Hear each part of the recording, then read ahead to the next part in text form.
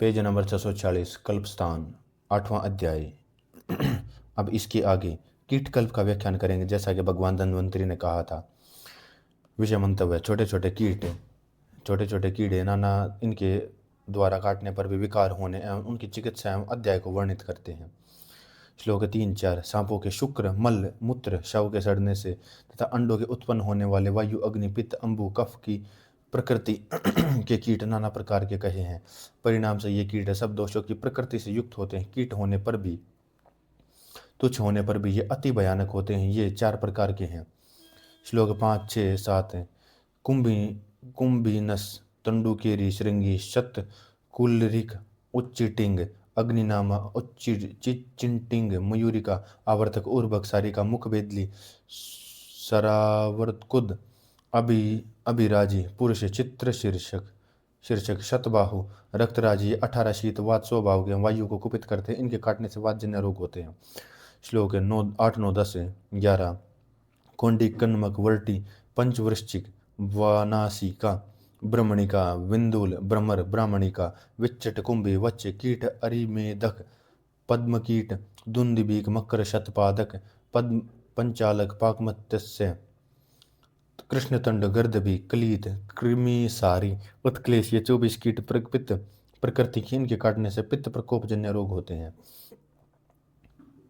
श्लोक 12, 13, 14।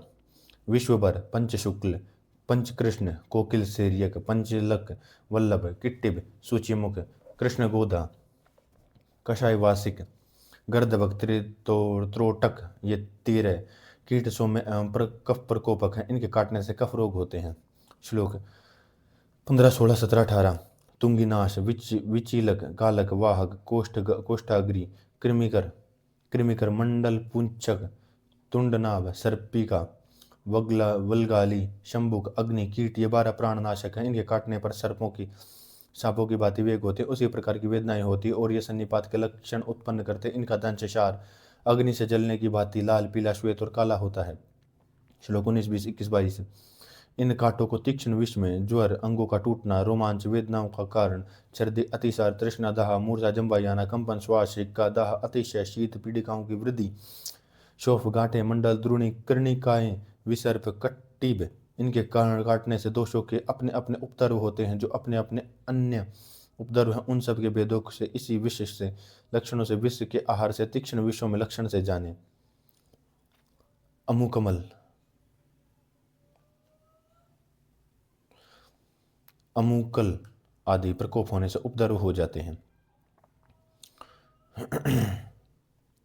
श्लोक 23। मंद विषयों को अब सुनो। मुख से लाला स्राव अरोचक वमन सिर में भारीपन शीत में न्यूनता पीड़िका कोट कंडू की उत्पत्ति यह लक्षण कीटों के दोषों के अनुसार होते हैं। श्लोक 24। इन कीटों के नाना प्रकार के योगों से बने हुए चूर्णों को गर कहना चाहिए। इसी प्रकार दूषी विष की भांति लेप करने से इनमें गर विष उत्पन्न होता है। विषमंतव्य। जैसे केचुआ बरीहूटी रेग माही बालू रेत में रहने वाली मछली एवं साडा आदि प्राणियों का प्रयोग। श्लोक 25, 26, 27। इसके आगे जाति वाले कीटों को सामान्य भेदों के काटने के लक्षणों से असाध्य की दृष्टि से कहूंगा। त्रिकंटक कर्णी हस्तिकक्ष अपराजित। ये 4 कर्णभ हैं। इनसे तीव्र वेदना होती है। इनके काटने पर श्वेत अंगों का टूटना भारीपन अंगों में भारीपन और दंश स्थान काला होता है। प्रतिसूर्यक पिंडाभास बहुवर्ण निरूपम गोदेरक। ये 5 गोरख हैं। इनके काटने से शोफ दाह और पीड़ा होती है। गोदेरक इनके काट लक्षणों के साथ ज्वर और ग्रंथियां भी उत्पन्न होती हैं। श्लोक 29। गलगोलिका श्वेत कृष्णा रक्तराजी रक्तमंडला सर्वश्वेता सर्पिशिका। ये 6 हैं। इनके काटने पर सर्पिशिका छोड़कर दाह सूजन और क्लेद होता है। सर्पिशिका से हृदय में पीड़ा और अतिसार होता है। इनके मध्य में सर्पिका प्राणनाशक है। 30। शतपति गोजर पुरुष कृष्णा चित्रा कपिला पातिका रक्ता श्वेता अग्नि प्रभा। ये 8 प्रकार की। इनके काटने पर शोफ वेदना और हृदय में दाह होता है। श्वेता और अग्नि प्रभा से दाह और मूर्छा ने इन लक्षणों के विशेष रूप में होते हैं और श्वेत पीड़िकाएं उत्पन्न होती हैं। श्लोक 31। मंडूक, मेंढक, कृष्णसार, कुहक, हरित, रक्त, यौरनाभ, भ्रुकुटी, कोटिक, ये 8 हैं। इनके काटने पर दंश कंडू होते हैं। पीले रंग की झाग मुख में आती है। भ्रुकुटी और कोटिक ये लक्षणों के साथ दाह, वमन और मूर्छा अधिक होती है। श्लोक 32। विषभरा के काटने पर दंश सरसों के आकार की एवं वेदना करने वाली पीड़िकाओं से भरा होता है। रोगी की शीत पूर्वक ज्वर आता है। श्लोक 33। अहिंडुका के काटने पर तोद, दाह, कंडू, श्वतु और मूर्छा होती है। कंडूमका के काटने पर रोगी के अंग पीले हो जाते हैं। वमन, अतिसार, ज्वर आदि के कारण रोगी मर जाता है। शूक व्रंत के काटने पर कंडू और कोट बढ़ते हैं और दंश स्थानों पर शूक दंड दिखाई देते हैं। 34। 34। स्थूल स्थूल शीर्षा, संवाहिका, बृहणिका, अंगुलिका, कपिलिका और चित्रवर्णा ये 6 हैं। इनके काटने पर दंश में शोथ और अग्नि में जलने की सी भांति स्टोफ होता है। श्लोक 35। मक्खिया, कांतरिका, कृष्णा, पिंगला, मधुलिका, कषाय, स्थलीका ये 6 हैं। इनके काटने पर कंडू, शोफ, दाह, वेदना होती। स्थलिका और कषाय इन लक्षणों के श्याम से साथ में श्याम पीड़िकाओं की उत्पत्ति और ज्वर आदि उपद्रव होते हैं। कषाई और स्थालिका ये दोनों प्राणनाशक हैं। श्लोक 36। मशक, समुद्र, परिमंडल, हस्ती मशक, कृष्ण पर्वतीय ये 5 हैं। इनके काटने पर तीव्र कंडू और दंश में सूजन होती है। पार्वतीय मशक पर्वत के मच्छर, प्राणहर कीटों के समान लक्षण वाले होते हैं। श्लोक 37। नख के गरूंट से देने से अतिशय दाह, पाक पीड़िकाएं होती है। जो के काटने के लक्षण और चिकित्सा सूत्र स्थान में कह दी गई है। इसमें भी श्लोक है। एक जाति कीट में गोदेरक, स्थालिका, श्वेता, अग्निप्रभा, भ्रकुटी और कोटि की असाध्य हैं। श्लोक 39-40। श्वेल, शव, मूल मल के स्पर्श से कंडू, दाह, क्रोठ, अरुणशिकाएं, पीड़िका, तोद, वेदना, क्लेदोनता, सड़ना, स्त्राव, त्वचा का पकना ये सब लक्षण होते हैं। इसमें विषैला शस्त्र के लगने के समान चिकित्सा करनी चाहिए। श्लोक 41। जो दंश न बहुत दबा है, न बहुत उभरा है, न बहुत सुर का, सूजन वाला, अति वेदना वाला, दशम के प्रभाव प्रारंभ से विपरीत पीड़ा वाला, अनुग्रह विषदंश में तीव्र पीड़ा या उग्र विष दंश में पीड़ा का होता है, यह वह कीट दृष्ट साध्य होता है। श्लोक 42। उग्र विष वाले कीटों के काटने पर विष, सर्प विष की बातें चिकित्सा करे। दर्विकार मंडली, राज्यमान के शुक्र आदि योनि में मेद से पूर्वोक्त 3 प्रकार के कीटों की चिकित्सा वात आदि भेद से करे। 43। स्वेदन, आलेपन और सेक ये उष्ण ही है, इनमें बरते। मूर्छावस्था में दंश के पकने सड़ने में केवल शीत स्वेदन करे, आलेप परिषेक करे। संपूर्ण विषनाशक विधि बरते और बार बार शोधन कर देवे।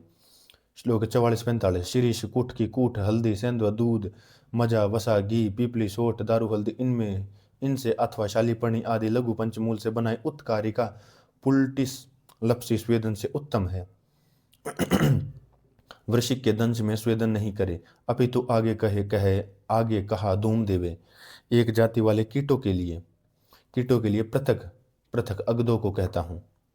श्लोक 47। कूट, तगर, वच्च, पाठा, बिल्वमूल, हुल, घर का धुआंसा, हल्दी, दारू हल्दी यह त्रिकंटक विष में उत्तम है।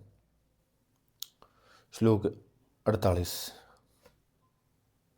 हल्दी, घर का धुआंसा, तगर, कूट, डाक के बीज यह अगद गलगोलिका के विष को नष्ट करता है। श्लोक 49-50। केसर, तगर, सहजन, पद्मनाक, हल्दी, दारू हल्दी इनसे जल से पीसकर बनाया गया अगद, शतपद, कान खजूरा के इनसे अगर दारू हल्दी से जलकर पीसकर बनाया गया अगद कान खजूरा के विष को नष्ट करता है। मेड, सिंगी, वच्च, पाठा, जेलवेतस, कूट की बालक यह आगद सब मंडू के विषयों को नष्ट करता है। श्लोक 51। दावड़ी, अश्वगंधा, अति बला, शालीपर्णी, कृष्णपर्णी इनसे बना अगद विषंबरा जाति के कीटों को नष्ट करके विषनाशक है।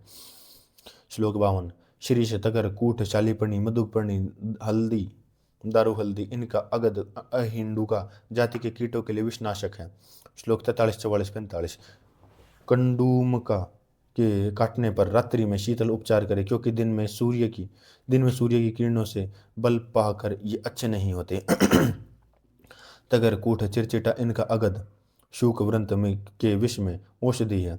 अथवा बम्बी काली मिट्टी को बंगारे के स्वरस में पीस कर लेप करे। चिमटी, मक्खी और मच्छर काटने पर बम्बी की काली मिट्टी को गोमूत्र में मिलाकर लेप करे। नक के लगाने से उत्पन्न शोथ में बंगारे का रस उत्तम है। प्रतिसूर्यक के दंश में सर्पदंश की चिकित्सा करे। श्लोक 40। बिच्छू तीन प्रकार के, मंद विष, मध्य विष और महाविष। श्लोक 47। गाय के गोबर के सड़ने से उत्पन्न मंद विष वाली लकड़ी ईंट के सड़ने से उत्पन्न मध्यम विष के सांप सड़ने के उत्तम बिच्छू तीव्र वाले होते हैं, और जो भी बिच्छू दूसरे विषयों से उत्पन्न होते वे भी तीव्र विष वाले होते हैं। श्लोक 58। बिच्छू 30 हैं, इनमें 12 मंद विष के, 3 मध्यम विष वाले, 15 उत्तम विष वाले हैं। श्लोक 59-60। मंद विष बिच्छू: कृष्ण, श्याव, कुरबेर, पांडुवर्ण, गोमूत्राभ, कर्कश, मेचक, पीला, द्रुम, रोमशय, शंडवल्लाभ, नीली, हरी, दूब के कारण और लाल, ये 12 पेट पर से श्वेत होते हैं। ये मंद विष बिच्छू दूसरे बिच्छुओं की अपेक्षा पुच्छ भाग पर बहुत से पर्वों के जोड़े से युक्त होते हैं। इनकी पूंछ पर बहुत से जोड़ होते हैं, दूसरे पर उतने नहीं होते। इसके काटने पर वेदना, कंपन, गात्र स्तंभ, काले रक्त का आना, हाथ पैर में काटने पर वेदना उत्पन्न होती है, ऊपर को चढ़ती है, दाह, स्वेद, दंश पर सूजन और ज्वर होता है। श्लोक 61-62। मध्यम विष बिच्छू लाल, पीला और कपिल वर्ण का होता है। इनका पेट काला होता है। इनकी पूंछ पर 3 पर्व जोड़ होते हैं, दर्विकार, मंडली और राज्यमान। 3 प्रकार के सर्प मूत्र के मल सड़ने और उनके अंडों से उत्पन्न होते हैं। जो बिच्छू जिस प्रकार के सांपों से उत्पन्न होता है, वह बिच्छू उसी के अनुसार दोषोत्पत्ति को करता है। जीवा में शोथ, भोजन को अवरोध और तीव्र मूर्छा मध्य वीर्य वाले बिच्छुओं को काटने पर उत्पन्न होती है। श्वेत 63, 64, 65, 66। तीक्ष्ण विष वाले बिच्छू: श्वेत चित्रक, श्यामल, लोहिताभ। तीक्ष्ण विष वाले बिच्छू: श्वेत चित्र, श्यामल, लोहिताभ, रक्त श्वेत, रक्तोदर, नीलोदर, पीला लाल, नीला श्वेत, लाल, पिंगल पूंछ, एक पर्व वाला, पूंछ पर पर्व रहित, 2 पर्व वाला, इस नाना आकृति एवं वर्ण वाले भयानक बिच्छू प्राण हर जाने चाहिए। इनकी उत्पत्ति सर्पों के सड़ने से या विष से मृत प्राणी के शरीर से होती है। इनके कटने पर सर्प वेग के लक्षणों, छालों की उत्पत्ति, भ्रांति, दाह, ज्वर होता है। रोम कूपों से या नाक मुख से काला रक्त तेजी से जाता है, इसलिए रोगी शीघ्र मर जाता है। श्लोक 69। तीव्र और मध्य विष वाले बिच्छुओं के काटने पर सर्प दंश की भांति चिकित्सा करे। दंश के सर्पों और स्वेदन करके वहां पर पाचकर, हल्दी, सेंधुवतरी, कटु, शीरीष के फल और फूलों के चूर्ण से प्रतिसारण रगड़े। श्लोक 68, 69, 70, 71, 72, 73, 74। तुलसी के पत्तों को बिजोरा के रस और गोमूत्र में पीस कर लेप करे। स्वेद के लिए सूखे गोबर से सुहाता हुआ गर्म सेक देवे। पानी के लिए घी और मधु के साथ प्रचुर शर्कर वाला दूध देवे। मंद विष वृश्चिकों में कोलू के ताजे तेल से परिषेक करे, अथवा विदारी गण से सिद्ध तेल से सुहाता हुआ गर्म सेक करे। शीर्षादि विषर द्रव्यों से बनाई उत्कारिका से स्वेद करे। विषग्न द्रव्यों से उपनाह बांधे। दालचीनी, इलायची, तेजपात, नाग केसर से मिले गुड़ के शरबत को बहुत ठंडा करके पिलाए, अथवा गुड़ वाले दूध को ठंडा करके पानी के लिए देना चाहिए। मोर, मुर्गों के पंख, सेंधव तेल, इनको घी, धूम बिच्छू के विष को शीघ्र नष्ट करता है। कुसुम्ब के फूल और हल्दी और कोदा घास, इनको भी घी से मिलाकर गुदा पर दिया गया धूम हल्दी के कीटों के और बिच्छू के विष को नष्ट करता है। श्लोक 85, 75, 76। मकड़ी विष अति भयानक और कठिनाई से जाना जाता है। मंद बुद्धि वाले वैद्यों से कठिनाई से चिकित्सा की जाती है। यह विष वाला स्थान है। यह निर्विष या शंका होने पर इसमें विषनाशक और रसादि धातुओं से अविरोधी ही औषध बरतनी चाहिए। श्लोक 77, 78। विष वाली व्यक्तियों में अग्धों का प्रयोग उत्तम है। विष रहित मनुष्यों में अग्धों के प्रयोग से कष्ट होता है, इसलिए संपूर्ण प्रयत्न से विष का निश्चय करना चाहिए। विष की उपस्थिति को न समझकर वैद्य मनुष्य को मार देता है।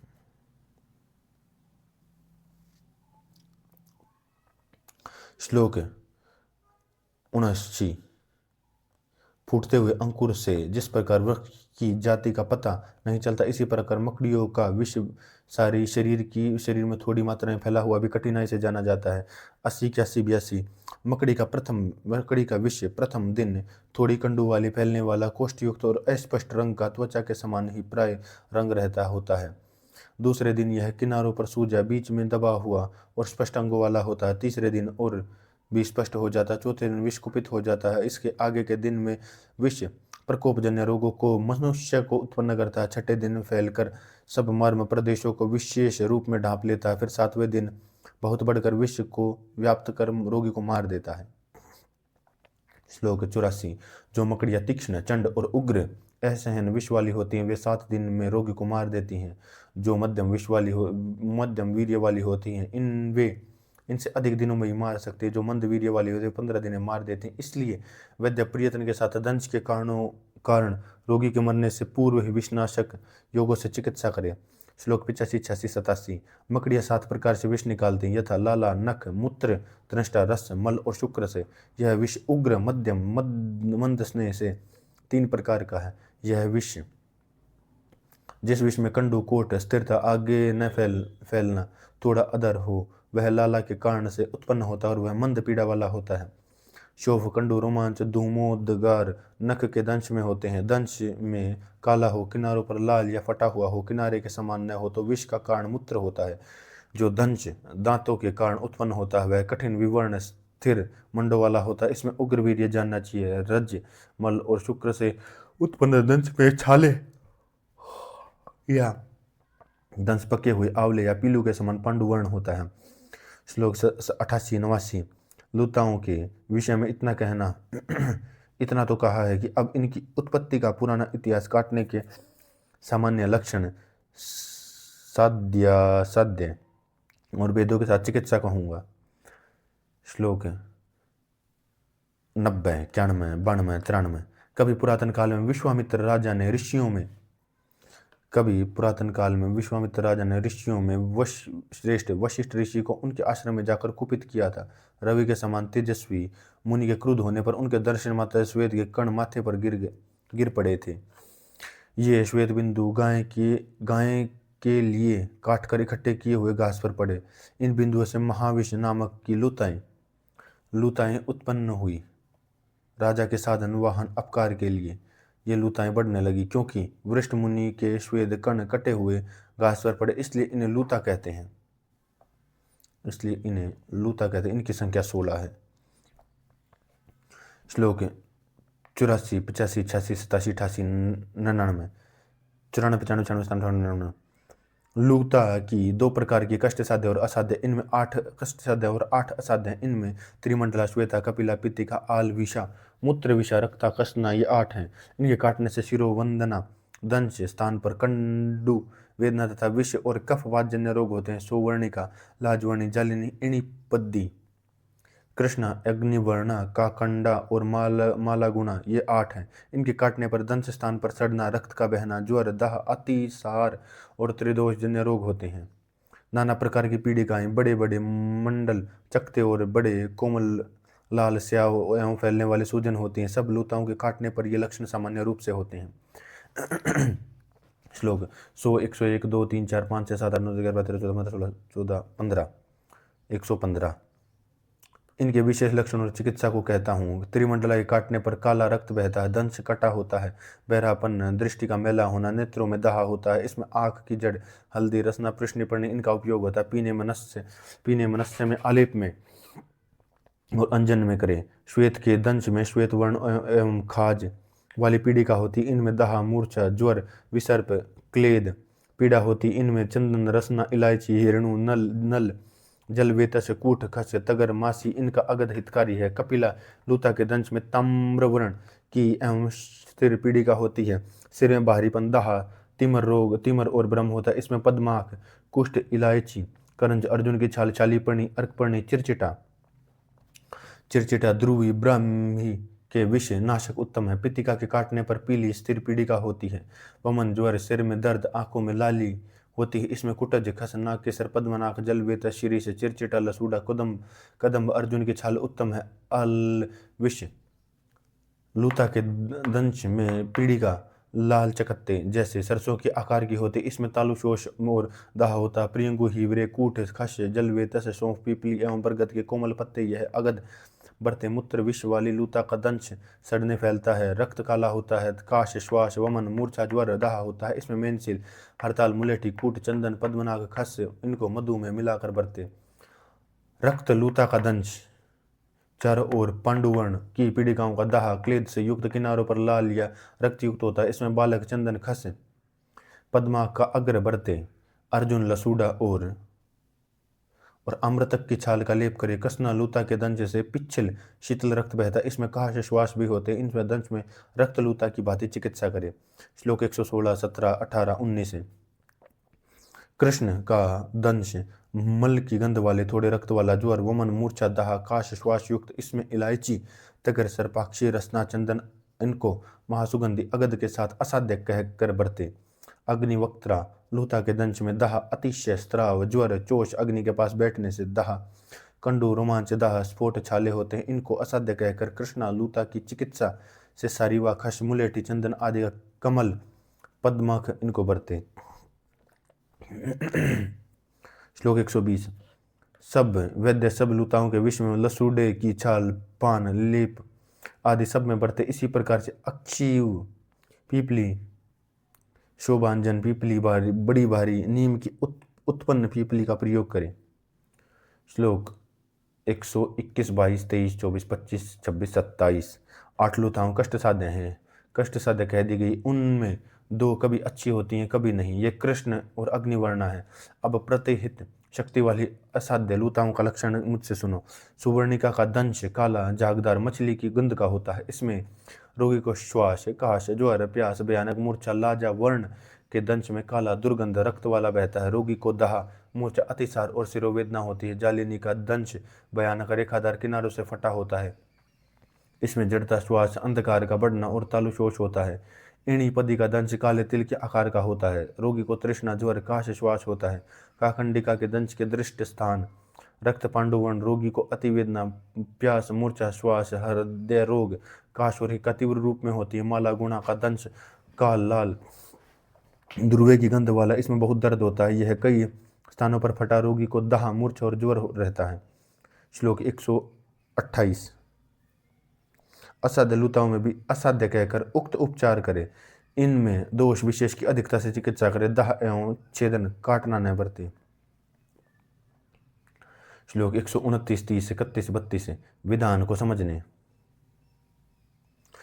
समझने वाला वैद्य मर्म रहित स्थान में जवर आदि से रहित थोड़ी सूजन वाले पुरुष के दंश को काट कर निकाले। फिर मधु और संदो मिलाकर अगदों से लेप करे। इसी प्रकार प्रियंगु हल्दी कूट मजीट और मुलेठी का लेप करे। सारीवा मुलेठी द्राक्षा विदारी शीर मरोट और इनको विदारी गोरख गोखरू मधु और मुलेठी का क्वाथ पिलाए। बरगद आदि शीरी वृक्षों के अति शीतल क्वाथ से परिषेक करे। दोषों के अनुसार उपद्रवों के विघ्न औषधियों से चिकित्सा करे। श्लोक 133, 34 कीटों के काटने से उत्पन्न वर्णों के सर्पों से सब दूषित वर्णों की दाह एवं पाक की अवस्था तब तक वैद्य दूषित वर्णों की भांति सब चिकित्सा करे। 136, 37 शोभ के हट जाने पर कर्णिका को निकालना चाहिए। इसलिए नीम के पत्ते निशोत जमाल गोटा कुसुम्भ का फूल मधु गुग्गल सिंधु सूरा बीज कबूतर की बीट उत्तम है। तिल कुल्थी आदि विष को बढ़ाने वाले भोजनों को छोड़कर शेष सब भोजन उत्तम है।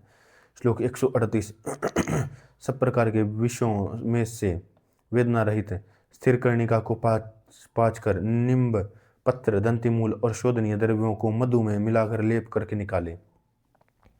श्लोक 139 163 कष्ट कीटों के दृष्ट लक्षण अलग अलग कह दिए गए हैं। उनकी चिकित्सा भी पीछे कह दी गई है। श्लोक 140 सूत्र स्थान निदान स्थान शरीर स्थान चिकित्सा स्थान कल्प स्थान के विभाग में 120 अध्याय भी कह दिए गए हैं। इन स्थानों में नाम मात्र से कहे हुए जो विस्तार से नहीं कहे उन विषयों का उत्तर स्थान में कहूँगा। श्लोक 141,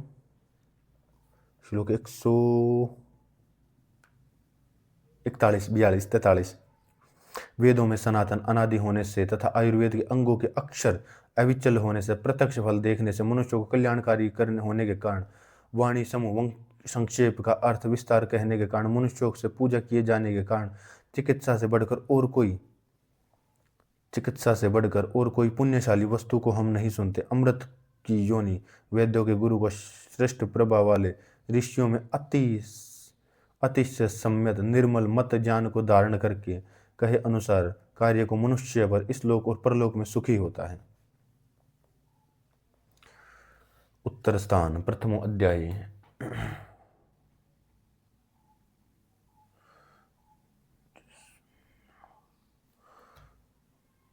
उत्तर स्थान प्रथमो अध्याय श्लोक 1-2। अब इसके आगे औपद्रविक अध्याय का व्याख्यान करेंगे, जैसा कि भगवान धन्वंतरि ने कहा था। श्लोक 3। 120 अध्यायों में जो मैंने पहली बार कह चुका हूँ, इन विषयों के उत्तर स्थान में विस्तार करूंगा। इस उत्तर तंत्र में कहता हूँ। श्लोक 4, 5, 6, 7। इसमें पृथक प्रकार से रोग जहाँ संपूर्ण रूप से कहे गए हैं, जैसे विदाहादि से कहे हुए शाल्यतंत्र रोग के, कुमारों को पीड़ा करने वाले जो रोग विस्तार से देखे गए हैं, अग्निवंश, भेड़, जतुकर्ण, पाराशर, हारित और शार्पण, इन 6 की काय चिकित्सा में ऋषियों ने जो रोग कहे हैं, अनुशोष सर्गादि जो आगंतुज रोग कहे हैं, रसों के 63 संयोग, स्वस्थ वर्त युक्तार्थ, तंत्र युक्तियां, दोष भेद, रोग साधन के हेतु और नाना प्रकार के अर्थ विषय जिनमें कहे हैं, इस अंतिम उत्तर तंत्र में कहता हूँ। श्लोक 8, 9। इस अत्यंत गंभीर समुद्र के समान इस बड़े तंत्र में सबसे प्रथम सिर के रोगों को कहूंगा। इनकी संख्या लक्षण साध्य विधि से कहूंगा। श्लोक 10। अपने अंगूठे के मध्य भाग के बराबर जो अंगुल है, उन 2 अंगुलों के बराबर नेत्र बुद्ध के अंतः प्रविष्ट नेत्र हैं। अक्षी गोलक लंबाई और चौड़ाई में 2.5 अंगुल है। यह आंख सुंदर गोलाकार गाय के स्तन के समान पृथ्वी और आदि 5 भूतों से बनी हुई है।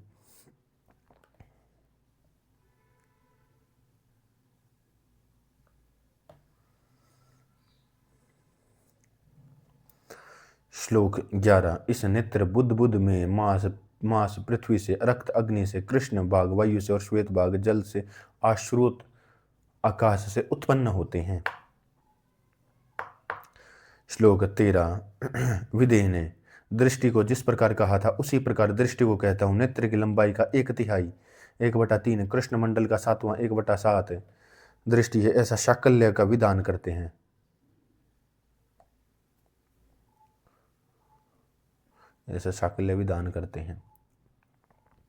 आंख में 5 संधियां और पटल 6 हैं। विषय मंतव्य गहरा, अर्थात यदि पक्षम एवं वृत्तम समेत नेत्र को बिछा दिया जाए तो 5 मंडल बन जाते हैं। श्लोक 14। पंचमंडल, पक्षम मंडल, वर्त मंडल, श्वेत मंडल, कृष्ण मंडल और दृष्टि मंडल, ये 5 मंडल हैं। इनमें अनुपूर्विक क्रम से अंदर की ओर, अर्थात सबसे बाहर पक्षम करके उसके आगे व्रतम, फिर श्वेत मंडल, फिर कृष्ण और सबसे पीछे दृष्टि, और परंतु उत्तरोत्तर क्रम से दृष्टि मंडल के बाहर कृष्ण मंडल और फिर श्वेत और फिर व्रत मंडल, फिर पक्षम मंडल है। श्लोक 26। श्लोक 16। 6 संधियां, पक्षम और व्रतम की संधियां, व्रतम और शुक्ल भाग की संधि, शुक्ल और कृष्ण भाग की संधि, कृष्ण और दृष्टि भाग की संधि, कनिका भाग की, और 6ठी अपांग की संधि, आंख के बाह्य प्रांत की, पाकान के पार्श्व की। श्लोक 17। 6 पटल, आंख वर्त में पटल 2, शेष 4 पटल, जिन 4 पटलों में अति दारुण तिमर रोग होता है। श्लोक 18। 4 पटल, इनमें बाह्य पटल जलाश्रित तेज शिराश्रित रक्त है। दूसरा पटल मांस में आश्रित है। तीसरा पटल वेदेश में आश्रित है। चौथा पटल अस्थि में आश्रित है। इन पटलों की मोटाई दृष्टि 5वां भाग है। विषय मंतव्य बाह्य पटल में तेजस, अग्नि तत्व एवं जल तत्व अधिक होता है। श्री त्रिलोकनाथ वर्मा के शब्दों में बाह्य पटल यह पीले और श्वेत श्रोत्रिक तंतुओं से निर्मित और शेष पटलों की अपेक्षा अधिक मजबूत, मोटा, सख्त होता है। श्लोक 19। सिरा के आरंभ करके कालकास्थि पर्यंत यथोत्तर उत्कृष्ट प्रसाद गुण आंखों को बनाने में, एक दूसरे के भाग के साथ मिलाने में मुख्य रूप में भाग लेते हैं। इससे कलकास्थि के समीप में स्थित स्थित श्लेष्मा शिराओं के साथ मिलकर आंखों के बांधती है। दूसरे आचार्य शिरा से लेकर मेद पर्यंत गुण को आंख के कृष्ण भाग को बांधते हैं। ऐसा अर्थ करते हैं। कृष्ण भाग से अंगों को शुक्ल का भाग उसको बांधने वाली शिरायुत श्लेष्मा है। कंडरा का अर्थ स्नायु है। श्लोक 20। नेत्रस्थ शिराओं का आश्रय लेकर विपरीत गतियों दोष ऊपर की ओर शिरा को की तरफ आकर नेत्र भागों में अतिशय भयानक रोगों को उत्पन्न करते हैं। श्लोक 21, 22, 23। रोगों का पूर्व रूप। इसमें नेत्र गदला, शोथयुक्त, अश्रु, कंडू मूल युक्त, घी भारी, जलन, तोद, चुभने का दर्द, सुर्खी आदि से युक्त अस्पष्ट लक्षणों का होता है। पलकों के कोशों में थोड़ा दर्द, शूक, जो आदि के बाल के रोग के समान भरे हुए, पलक आंख क्रियाओं में या रूप को प्रकाश को सहने में देखने में पहले की बातें काम नहीं करती। इन लक्षणों को देखकर बुद्धिमान आंख के दोष को युक्त समझे। श्लोक 24। आंखों के उत्पन्न रोगों में पूर्व रूप देखकर वैद्य औषध ऐसा करे कि ऐसा न करने पर नेत्रजन्य रोग बलवान हो जाते हैं। श्लोक 25। संक्षेप में संशमन, संशोधन, क्रियाओं का सम्यक योग यही है कि कारण का परित्याग करें। दोष कारक, रोग कारक दोनों प्रकार के कारणों को छोड़ देवे। फिर इसके पीछे वात आदि दोषों को विस्तार से नष्ट करना कहा है। श्लोक 26, 27। शरीर गर्म होने पर सहसा, जल में घुस जाने पर दूर दृष्टि रखने से, जैसे ड्राइवर नींद न आने से, निरंतर रोना, क्रोध या शोक करते रहने से, क्लेश, मानसिक उद्विग्नता से, चोट लगने से, अति स्त्री सेवन से, शुक्त कांजी खटाई कुल्थी उड़द का सेवन करने से, शुक्त कांजी खटाई कुल्थी उड़द का सेवन करने से, मलमूत्रों की उपस्थित वेगों को रोकने से, पसीने से, धूम्रपान से, विशेषकर नाक से धूम निकालने पर, वमन के रुक जाने से, वमन के अतियोग से, आंसुओं को रोकने पर, बारीक काम पसीना रोकने पर दृष्टि रोग उत्पन्न हो जाते हैं, करने से दोष और नेत्र में उत्पन्न हो जाते हैं।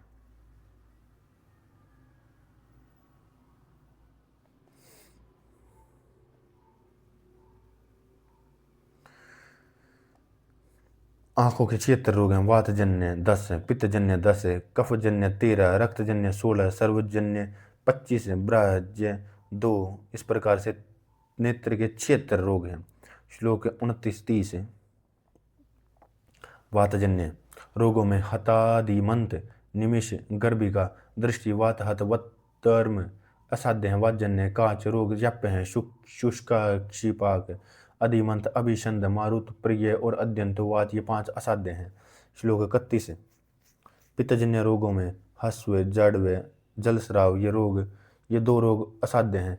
परिमल्लिचाकाच और नीलकाच, ये 2 याप्य हैं। पित्त, अभिषंद, अधिमंत, अम्लदूषित, शुक्तिका, पित्त विदग्ध, दृष्टि और धूमदृषि, ये 6 साध्य हैं। श्लोक 33, 34, 35। कफजन्य रोगों में कफ स्त्राव असाध्य हैं। कफवज, काच याप्य है। अभिषंद, अधिमंत, बलास्त, अग्रथित, श्लेष्म, वेदग्ध, दृष्टि, पौथिक, लगन, कृमिगंधी, परिकल्मविन, शुक्ल, अम्र, पष्टिक, श्लेष्म, ये 11 रोग साध्य हैं। श्लोक 36, 37। रक्तजन्य रोगों में रक्तस्राव, अज्जिका, शोणित, तार्श, शत, शुक्र, ये 4 रोग असाध्य हैं। रक्तज, काच याप्य है। अधिमंत, अभिषंद, क्लिष्ट, वर्त्स, शिराहर्ष, शिरोपात, अंजना, शिरा, जाल विपर्णी, आणव, शुक्र, शोणितार्म और अर्जुन, ये 11 योग रक्तजन्य रोगों में साध्य हैं। श्लोक 40, 41, 42। सर्वजन्य नेत्र रोगों में पूयार, स्त्राव, नाकुल्य, धान्य, अक्षिपाक, तेजज, अलजी, ये 4 रोग असाध्य हैं। कांच, पक्षों, ये 2 याप्य हैं। वर्तम, विबंध, शिरा पीड़िका, प्रतस्त्रायम, अधिसार्म, सनावर्म, उत्साग्नि, प्यूलस, अर्बुद, श्यावकर्दम, श्यावर्त्म, अर्शोवर्त्म, शुक्रार्श, शर्करावर्त्म, शफुपाक, अशोपाक, बहलवर्त्म, एक्लिनवर्त्म, कुंभिका और वितंब, ये 19 रोग साध्य हैं। बाह्य रोगों में संनिमित और अनियमित, ये 2 रोग असाध्य कहे जाते हैं। श्लोक 43, 44, 45। संधि आश्रित 9, वर्तमजन्य 21, शुक्ल भाग में 11, कृष्ण भाग में 4, सर्वाश्रय 17, दृष्टिजन्य 12। बाह्य रोग अति भयानक हैं। इन रोगों की संख्या, लक्षण और चिकित्सा फिर कहूँगा। द्विदो अध्याय।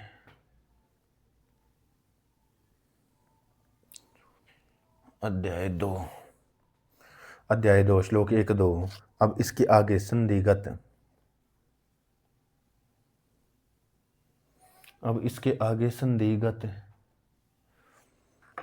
श्लोक अध्याय 2। अब इसके आगे संधिगत रोग विज्ञानी अध्याय का व्याख्यान किया जाएगा। जैसा कि भगवान धन्वंतरि ने कहा था, संधिगत रोग 9 है, यथा पुयालस, उपनाह, स्त्राव, पर्णिविका, अलजी और कृमि ग्रंथि। इनमें स्त्राव 4 हैं। इस प्रकार 9 रोग संधिगत हैं।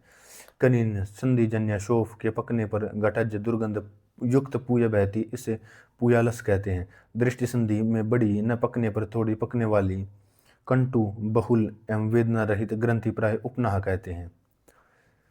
वातादि श्लोक 5, 6, 7। वातादि दोष अश्रु मार्ग से संधियों में पहुंचकर वेदना रहित स्त्राव को कनिका प्रदेश में से नाक के पार्श्व में करते हैं। इन स्त्रावों को नाक नेत्र नाड़ी को कहते हैं। इनके चारों प्रकार लक्षण हैं कहेंगे। संधियां पाक होने पर जिस पूय बहे उसे पूय स्त्राव कहते हैं।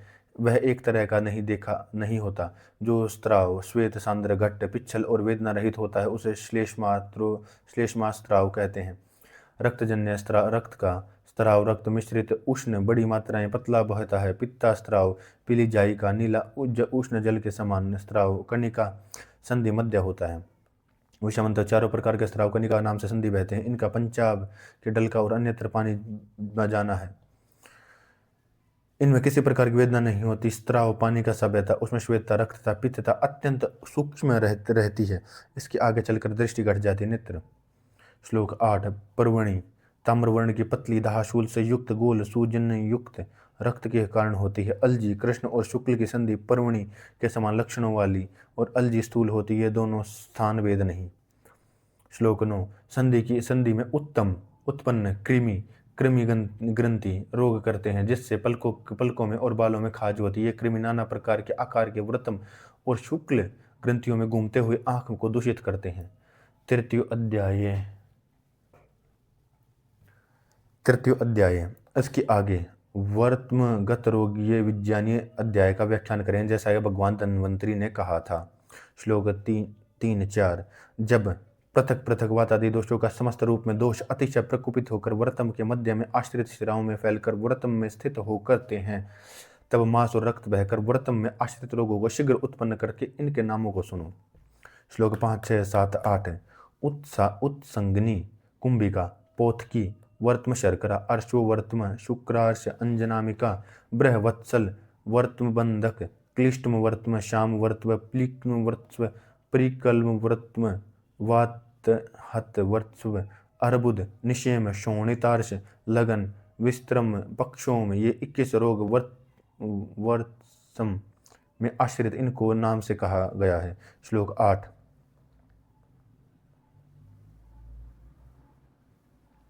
श्लोक 9।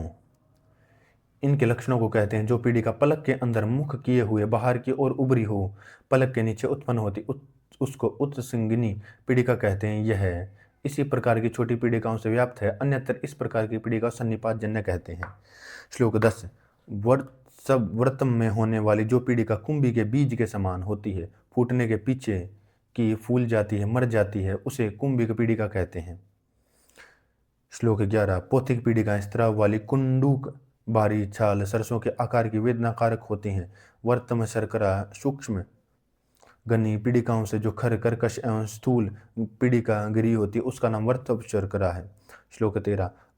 अर्शो वर्तम खीरे या ककड़ी के बीज के आकार की मंद वेदना वाली सूक्ष्म एवं खर पीड़िका वर्तम में स्थित रहती, उसे अर्शो वर्तम कहते हैं।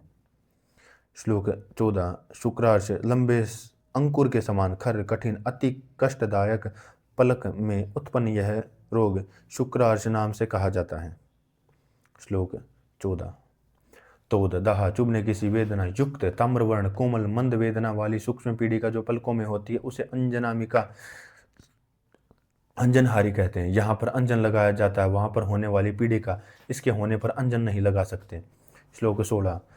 जिसका वर्त में समान वर्ण आकार के समान पीड़िकाओं के संपूर्ण में भर जाता, उसको ब्रह्मवत्सल कहते हैं।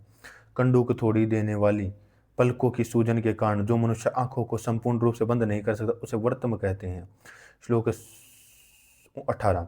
कोमल थोड़ी वेदना युक्त ताम्रवर्ण समान वर्तम आकार नहीं सहसा लाल हो जाती, उसे क्लीम वर्तम कहते हैं। इसका कारण दुपहिया फूल के समान होता है। श्लोक 19। क्लिष्ट रोग का आरंभक कफ पित्त से मिले रक्त को जब विदग्ध करता है तब उसमें क्लीनता उत्पन्न हो जाती है, उसे क्लिष्ट वर्तम करदम कहते हैं। श्लोक 20। जो वर्तम बाहर और अंदर से काला सूजा वेदना युक्त दाह कंडु क्लेद वाला होता है उसे स्वाश्याव वर्तम कहते हैं। श्लोक 21। जो वर्तम वेदना रहित बाहर से सूजा अंदर से क्लीन गला जिसमें स्त्राव होता है कंडू और चुभने किसी दर्द अधिक रहता है उसे क्लीन वर्तम कहते हैं। श्लोक 22। जिस रोगी के पलक धोने पर भी बार बार चिपक जाते हैं जिसमें पाक नहीं होता उसे अक्लीन वर्तम कहते हैं। इसी से दूसरे पिल्ल रोग होते हैं। श्लोक 23। संधि में ढीला होकर बिना क्रिया के जिसका पलक नहीं बंद होते वेदना होती है न होती उसे वातहत कहते हैं, यह असाध्य है। श्लोक 24। जिस रोगी के पलक के अंदर के भाग कष्टदायक परंतु वेदना रहित ग्रंथि के समान गांठ हो जाती है उसको अर्बुद कहते हैं, इसमें थोड़ी सी रक्तिमा पित्त के कारण रहती है। श्लोक 25। पलक में स्थित निमेषिणी पलक के बंद करने वाली सिरा में पहुंची वायु जब पलकों को अतिशय रूप में चलाती है उसे निमेष रोग कहते हैं, इसमें रोगी जल्दी जल्दी पलक चपकाता है। श्लोक 26। पलक में स्थित कोमल अंकुर बार बार काटने पर जो बढ़ जाते हैं दाह एवं कंडू से युक्त उनको अर्श कहते हैं, ये रक्तजन्य होते हैं। श्लोक 27। लगन न पकने वाली कठिन स्थूल वेदना रहित पलक में उत्पन्न बेर के समान ग्रंथि को लगन कहते हैं, इसमें कंडू और पिछलता रहती है। श्लोक 28। जो वर्तम सूजा हुआ सूक्ष्म छिद्रों वाला बहुत से छिद्रों से चारों ओर से भरा होता जैसा कि विष के अंदर जल भरा रहता है ऐसा पलक विष वर्तम कहता है। श्लोक 29-30। पक्षामश्च वालों की जड़ में पहुंचे दोष पलकों के बालों को भीतर की ओर उगा देते हैं, आगे से तीक्ष्ण और कर्कश होते हैं, इनकी रगड़ पड़ने पर आंखें दुखने लगती हैं, बार बार बालों को उखाड़ने से रोगी को शांति मिलती है। रोगी वायु धूप अग्नि से द्वेष करता है, इस रोग को पक्षम कोश कहते हैं।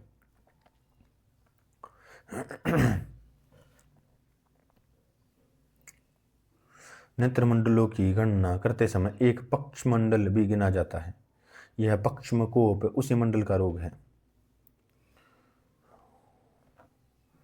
प्रतिसरण मार्ग बाल का अवरुद्ध हो जाता है इसलिए सदा उस रोग से मुक्ति मिल जाती है।